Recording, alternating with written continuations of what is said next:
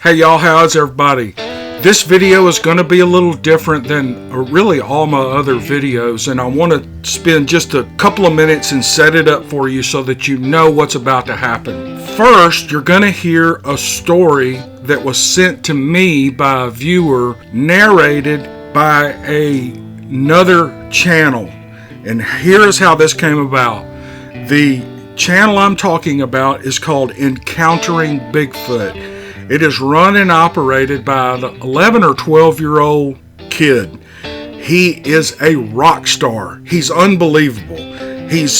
I watch every one of his videos and I'm enthralled with it. He sent me his narration of the story that I sent him, which is claimed to be true by the writer who sent it to me, and he did a fantastic job for it. And I'm doing that so that you can hear what a great job he does, and you'll go over to his channel, which will be linked in the description. It'll be in an iCard above here. It'll be on the end screen of this video. There's going to be several ways you can get to his channel, or you can search Encountering Bigfoot and find his channel and go subscribe, not just to subscribe, but listen to his videos. He really is a rock star. My wife and I listened to the story last night, and my wife and I sat there and listened to it, and she just sat there with her mouth open going, good grief, this kid is unreal. And he really is. I talked to him on the phone. I talked to him and his mother, and I can't remember if she gave me permission to give his name or not, so I'm not going to do that. He can tell you his name if he wants to on his channel. He reads all the time. He's a smart kid. He's very well spoken, and he's just a good kid. It's a great channel. It's great entertainment. He does all kind of things, stories, photo analysis. He does podcasts. Sometimes his grandmother, who has had experience with Bigfoot, is on his show and in his videos. He's better than me. He's much better than me. Well, I hope you go over, take a look, and subscribe. He's great. The last three stories in this video are the last three stories the middle school boys in Mrs. Ragland's class. I didn't want to let them wait any longer. I was just dropping those videos one at a time in videos as we go, and I thought, no, I'm just going to dedicate the rest of this video to these boys who did a good job, and they did a great job. You're going to love these stories. Let's get going with the stories. Boys, at the end of the video, I'm going to talk to you, give you a little commentary, and talk about your stories. I'm not going to do it here, but wait till the end. All right, let's get to some Bigfoot stories right now. All right, here we go.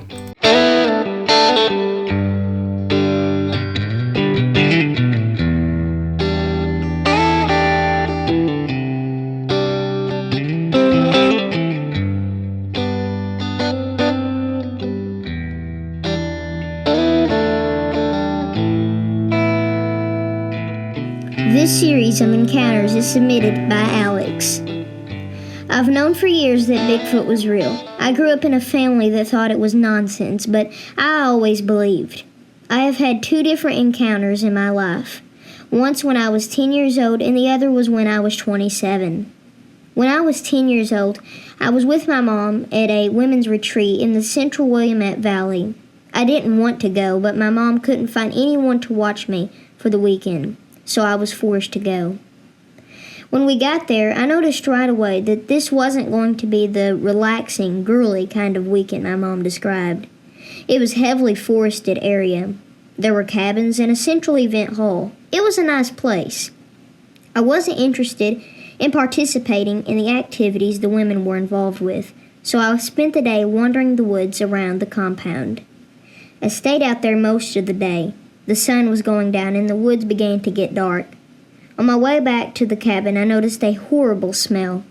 I couldn't describe it at the time, but thinking back on it, the smell reminds me of a dead skunk. The smell bothered me, and I headed quickly to the cabin. Inside, they had old wood bunk beds, and having never slept on a bunk bed before, I wanted to sleep on the top bunk. The bottom bunk had a small curtain to pull over the window, but the top did not. The lights went out, and everyone went to sleep. There was a light in the middle of the event site about 50 yards away. It was very bright, and I could hear the light humming all night. Together with the full moon, made it easy to see into the woods. Around 2 a.m., I woke feeling uneasy, like something was watching me. The window was right by my head, and all I had to do was open my eyes to look out. As I laid there, watching for my eyes to adjust, I thought I saw movement in the tree line. The tree line was only about 20 feet from the cabin, so if something wanted to creep up on you, it could. Once my eyes adjusted, I stared into the woods, trying to make out what I thought I was seeing. When my eyes adjusted, I saw a huge man standing next to a tree facing my cabin. It was looking right at me. I don't know how long it had been there, but I know it was looking at me because it started to take a few steps toward the cabin, and when I sat up, it stopped, and we locked eyes. I've never been more terrified in my life. It was like it was looking into my soul, and I knew if it wanted to get me, there was nothing I could do about it. For the next few minutes, we stared at each other. I was paralyzed with fear. Finally, it snorted and slowly turned to walk away. Behind this creature were 5 more just like it. They had all been watching me. I am convinced that the one I saw was the alpha male. He was at least 12 feet tall and wide across the shoulders. I got off the top bunk and spent the rest of the night asleep in the bathroom. It had no windows. The next morning, I woke up to my mom nudging me and asking me why I was asleep in the bathroom. I told her what I had seen and how I didn't want to be there anymore. She said, no more sugar before bed and no more scary movies. I believe she thought I was only wanting attention. I know what I saw and will never forget it. I sometimes wonder if walking around and playing in the woods that day alerted them to my presence, and I wonder if the smell in the woods earlier in the day was one or more of them watching me as I played alone. The Molalla Corridor in Oregon's Willamette Valley is a hotspot for Bigfoot activity. Depending on who you ask, it's the number 1 spot in the country, if not the world, to encounter these creatures. So it makes sense that when you live in the area long enough, and if you're lucky, you will have an encounter. In August 2013, my wife and I moved in with her dad on his property about 15 minutes outside Oregon City. The area is thickly forested, and parts of the property haven't had a human walk in them for over 50 years. One night, it was unbearably hot and I could not sleep. The windows were closed except one which had an air conditioner, but it didn't help much. I finally fell asleep around midnight and was awakened at 3 a.m. by our 1-year-old child who was crying. I got up, walked down the hallway, and went into his room. The baby was sound asleep. I thought that was strange. I closed the door softly and walked back to our room in my half-asleep state. I heard the screaming again. This time, I looked at the baby monitor and saw no light to indicate sound coming from the room where my son was sleeping. I turned the air conditioner off and listened. There it was again, only it was coming from the woods down by the barn and cottage. I needed to verify what I was hearing, so I woke my wife and asked her to listen. She agreed it was coming from the direction of the barn. I wondered if someone was injured and needed help. I woke my brother-in-law and grabbed my gun just to be safe. We heard it again. Something about it didn't seem right. The scream was not coming from a human. We had to see what was making this noise. Before we walked off the porch, we heard a deep guttural howl come from the woods about 100 yards to our right. We shut the porch light off and stepped back under the covered area of the porch and stood there in the dark listening.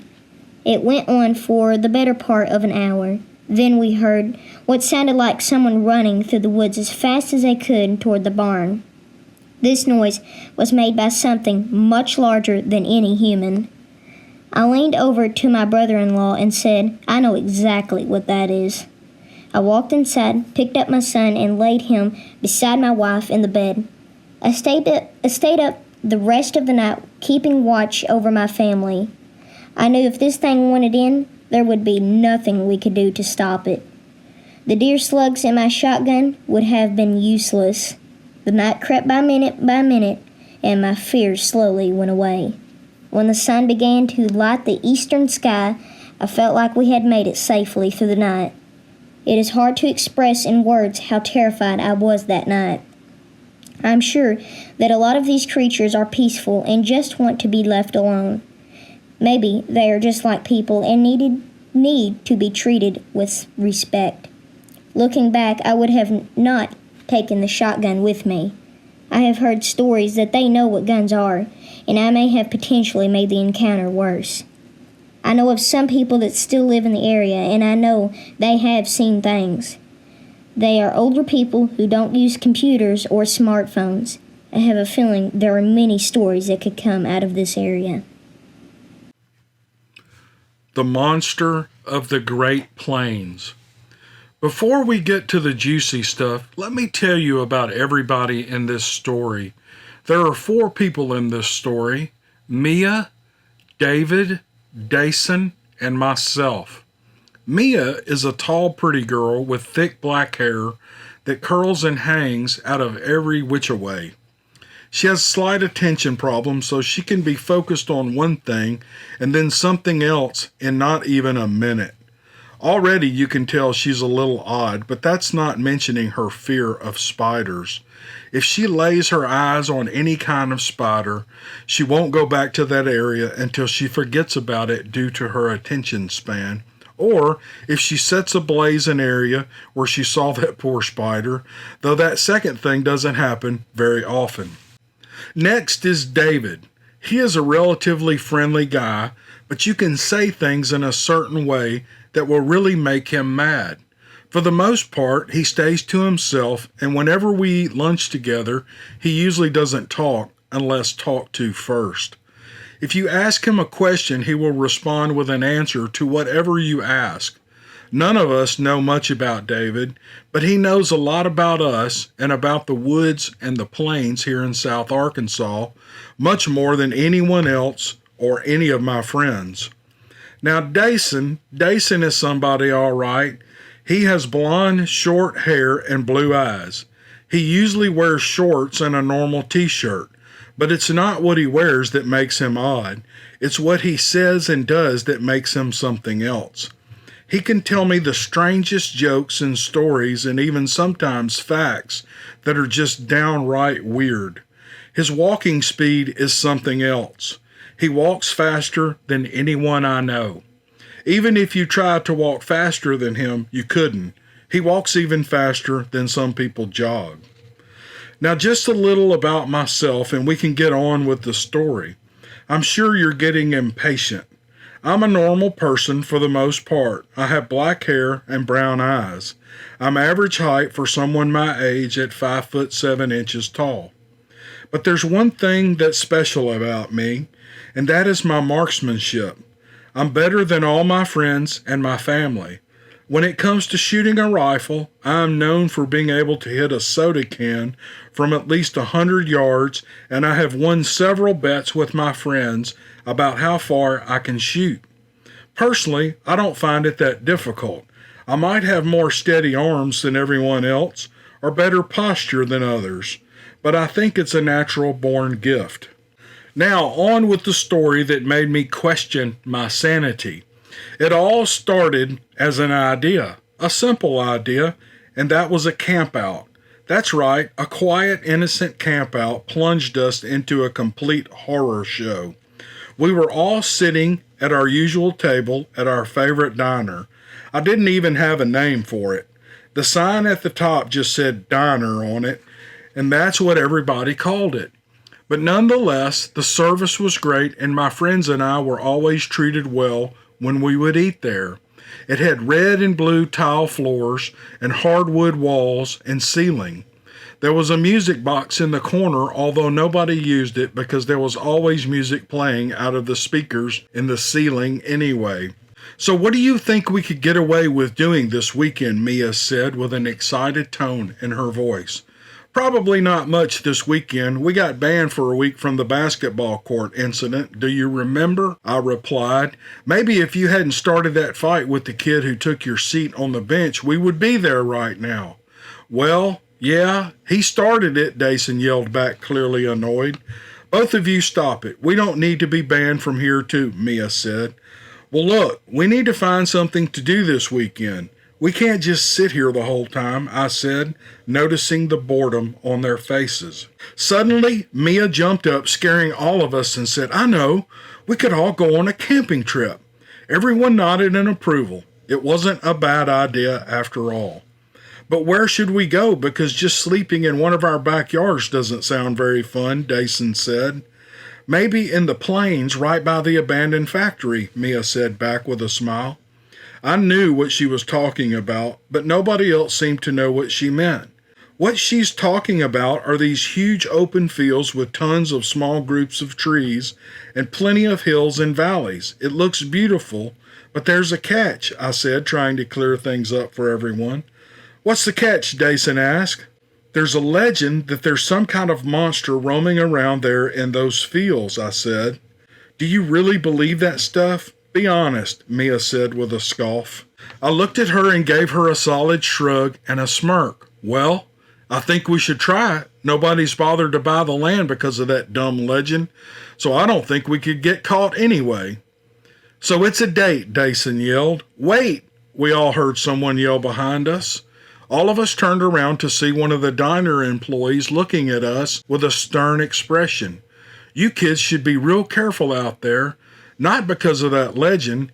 It's just good advice after all you're camping in the wild parts of the fields and there could be wild animals out there.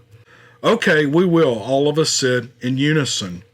I looked around after we all walked out and I saw David leaving. He was so quiet and I forgot he was with us. After some time, we all finally met back up, heading out with plenty of supplies and food. Oh my gosh, when will we be there? Dason said with a whiny tone. Look, I warned you it was going to be a 1-hour drive, I said. You didn't have to go, so quit whining, Mia yelled from the driver's seat. She's the only one with a license that has a car, although she borrowed her cousin's Jeep so we could drive through the tall grass and over the small hills. After an hour, we made it to the abandoned factory.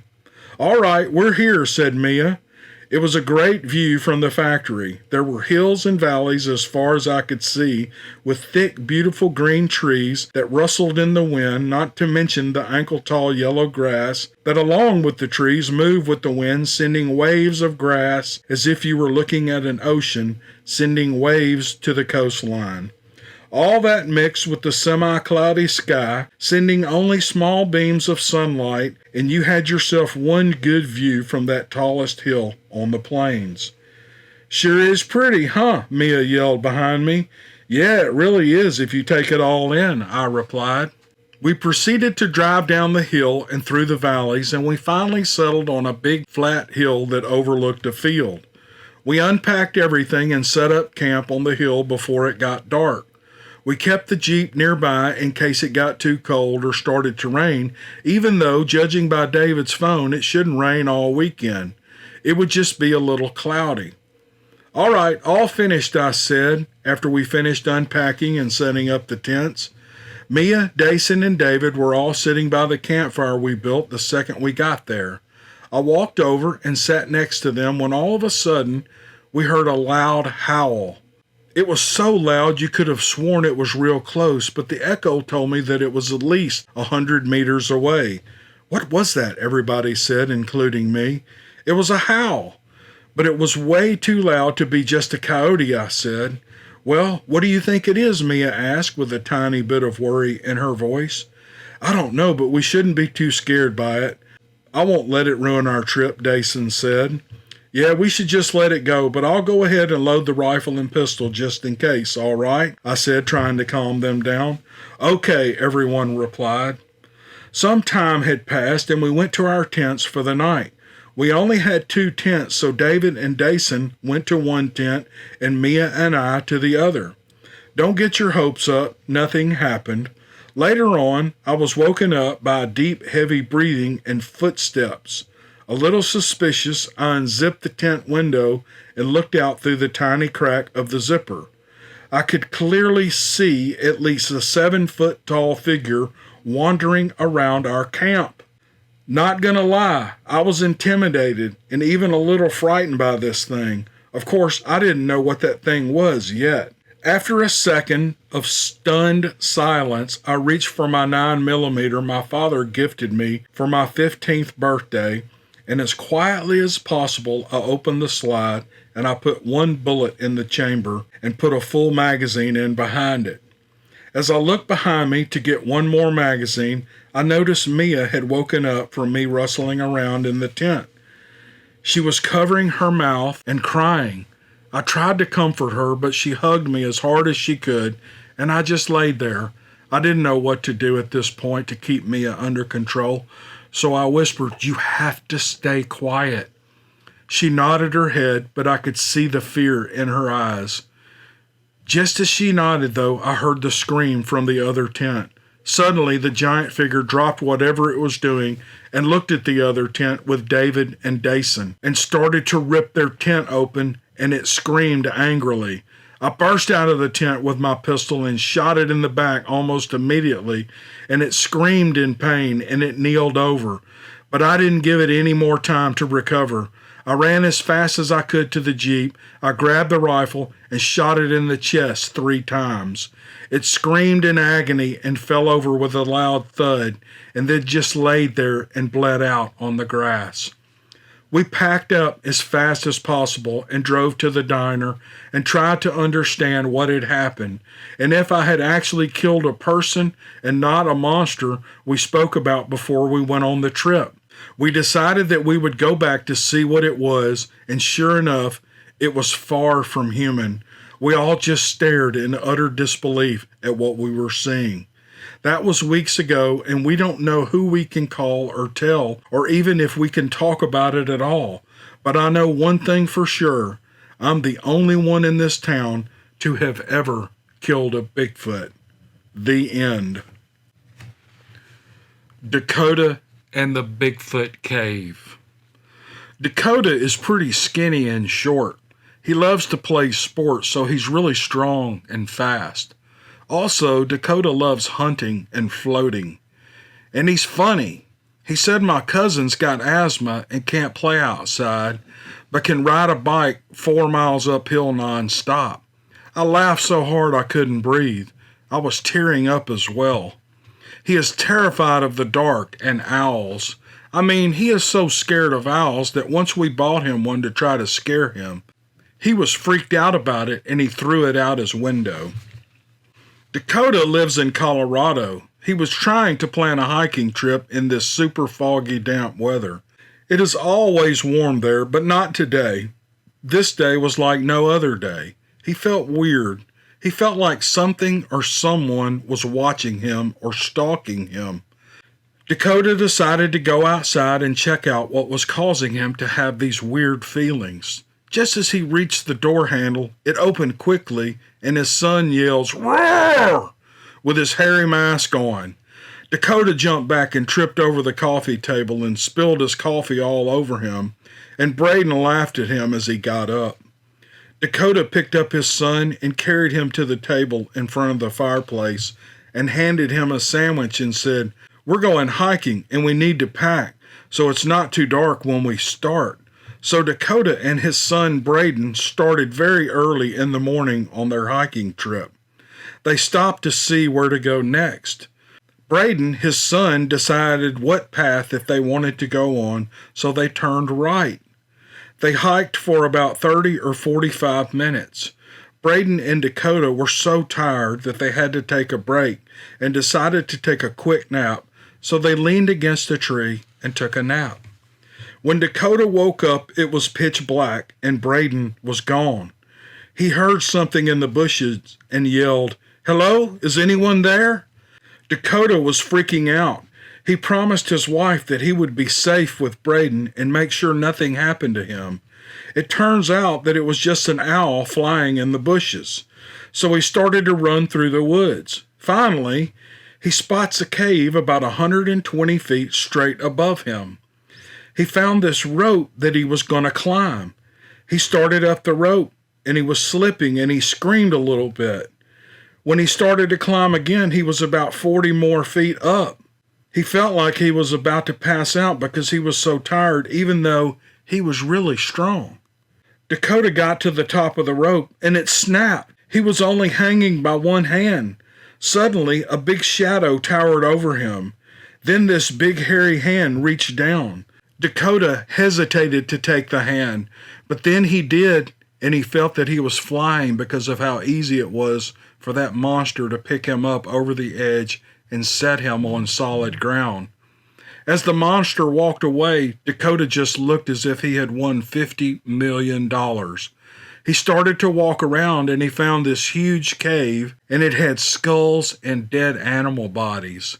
It smelled really bad, but way back in the cave he could hear someone or something humming. He walked in a little farther and he saw his son with some type of stuffed animal. So Dakota yelled, "Braden, son, are you all right?" And Braden yelled back, "Yes, Dad, I'm all right, but you really need to see this." Dakota started to walk toward him, but the monster rolled its huge boulder in front of the cave, and Dakota and Braden were trapped. Dakota ran to the boulder and he tried to push it, but it didn't budge. So then he ran back to Braden and he asked what he wanted me to see. Braden says, "I found these weird symbols and it looks like a big hairy man." Dakota was saying in his head that it was a big creature he had seen. About 20 feet above him was Bigfoot written in huge letters, and he gasped and he yelled, "Braden, we have to leave now."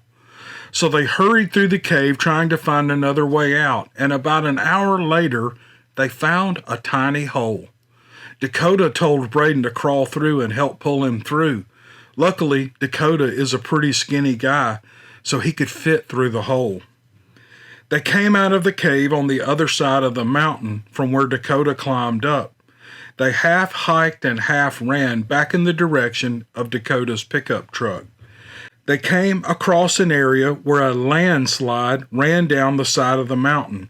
It stopped close to where the truck was parked, so they slid all the way down.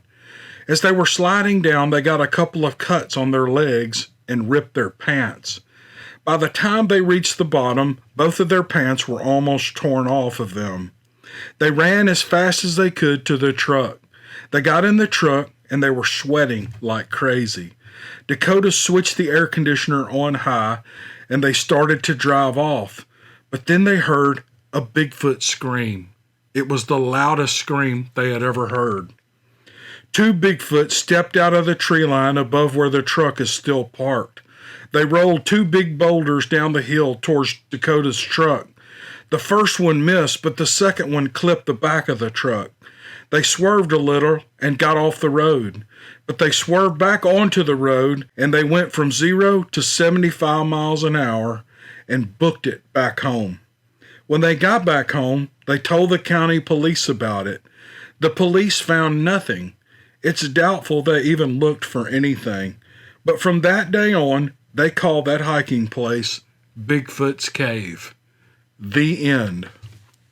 The Halloween Disaster.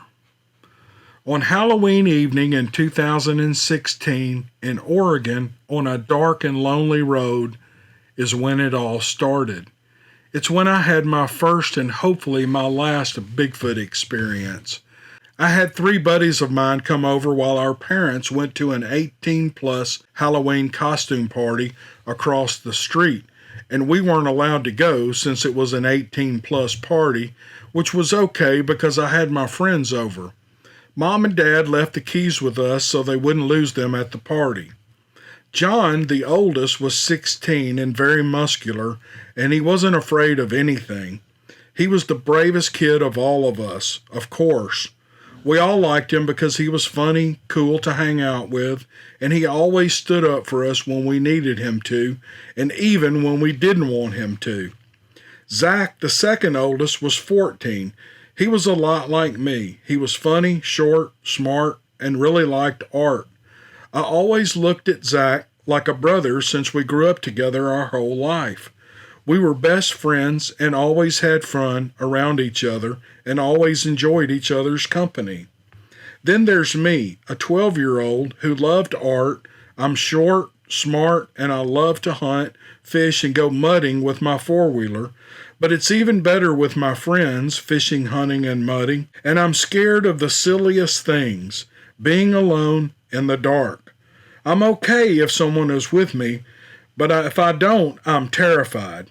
I'm not scared of the dark. I'm scared of what is in it. Last, there's Josh, the youngest, and the little brother of John. Josh was the biggest baby of all. We enjoyed being around him when he wasn't acting like a big baby and trying to be the boss of everybody, like always. Zach and Josh were sitting on the couch watching a movie with me. The movie was called It. John was fixing some drinks for us in the kitchen when we heard a bang on the side of the house. We all ignored it because we thought it was some silly teens pulling a prank trying to scare us. About 10 minutes later, we heard it again, but it was even louder. We were beginning to get a little worried by this time. The banging sounded like it moved, and it banged on the house again. John, being the oldest, said it was probably a branch hitting the house. He didn't have an imagination. Well, not a very good one. It happened a few more times before a window broke. Now it was getting serious. John was getting tired of all this, so he went outside to check. He went outside and came running back, freaking out like he saw a ghost. He's almost a 200-pound guy and stands 6 feet tall and very muscular, as he screamed like a girl. As he locked the door, he yelled, "Get the gun!" At this point, it was really getting serious. John was freaking out and panicking, and Josh passed out, which made the situation even worse. I told Zach where the gun was while I was holding Josh, trying to wake him up. Then we just sat there for about 20 minutes listening. We heard voices, so we just thought it was trick-or-treaters walking down the road. A minute later, there was a loud bang at the door. First 5 bangs, and then 6 bangs, and then 7 bangs, and then silent, and then bang, bang, bang. Josh woke up crying. John said in a calm voice, "Open the door when I say." John had the gun in his hand. But then we heard it storm back to the back porch. As we waited, we heard banging on the door again.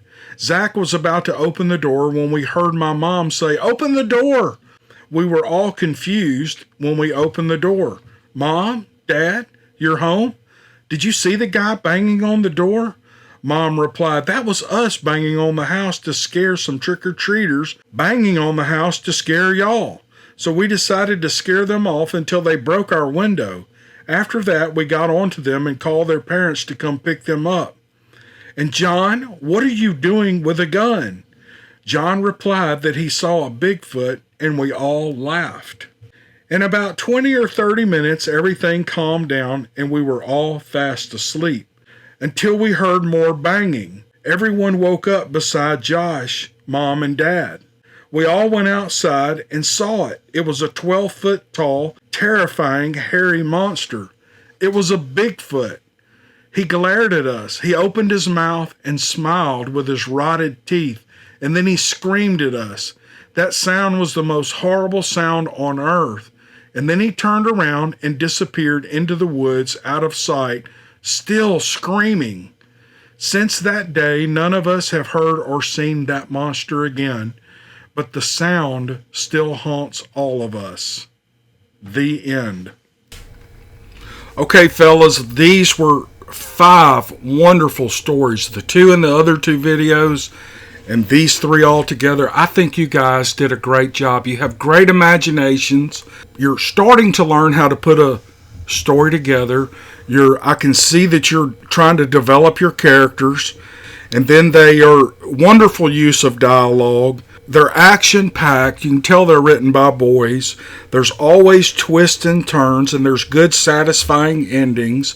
All the stories are written in the first-person present point of view. Boys, there's several different ways you can write stories, and the way you did it is the easiest and probably the most fun, because you're telling it like it happened to you. But there's also a third-person perspective. Ms. Ragland can explain all that to you. What that does is it gives you a lot of creative license to tell stories in different ways. I watched an interview with Margaret Atwood She is the author of The Handmaid's Tale, and she's an author. I think she's written 60 books in her life, published 60 books. And her number one advice to writers is, if you're going to write, hold my attention. And I've always loved that. And so if you're going to write, you're free to write whatever you want in whatever structure you want. There's a lot of freedom in this. The main thing to do is not get bogged down in tiny little details unless you're writing a 150,000 word novel. That kind of requires a little bit of detail. And I could go on and on about this, but what I wanted to say was, you built tension, you developed your characters, you created a problem for your characters, you figured out a way that they solved it, and then you gave a satisfying ending. And those are the classic landmarks for a great fictional story. So keep working on that. And the only other advice I would ever give anybody who wants to learn to write is to read. Read, read, read, read, read. You know, there's great books out there that are kind of written for your age level. And I'll just recommend one author. His name is Gary Paulson. You guys have probably, his books are sometimes required reading in middle school, sometimes elementary school. He wrote the great book Hatchet, and I'm actually reading one of his books right now. I started it last night. It's called Woods Runner, and he's a good writer. He writes stories about teenage boys. They're historical little novellas written just for you, and I think you'll love them. And I just am so proud of you, and I want to tell you did a great job, and keep writing. Okay? All right, that's going to do it for this video, and we'll see you guys on the next one. Thanks.